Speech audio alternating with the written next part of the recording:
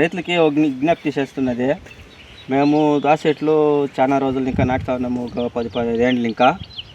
ఈ రోజున ఇంకా కూడా అంతా కరెక్ట్గా చేస్తూ ఉన్నాము. మెడిసిన్, ఎరువులు, తిప్పెరువులు అంతా వేసి చేస్తూ ఉన్నాము. బాగా వస్తూ ఉంది పంట. బట్ ఇప్పుడు ఇది గేర్ 1 అని చెప్పేసి ఆయిల్ వచ్చింది. అది ఒక తర్వాత 5 దినాలకి 6 దినాలకి ఒక క్యానడల్లా. అందుకే ఇడిచినాక కొంచెం డెవలప్మెంట్ వచ్చింది, పర్వాలేదు. మాకి కొంచెం నమ్మకమైంది దీనిపైన. అంటే ఇప్పుడు గేర్ 1 నుంచి 3 తనక ఇడిచిండారు. గేర్ 1, 2, 3 6 రోజులకి ఒకటి ఇచ్చినాము. ఇప్పుడు 3వది వదిలినాము.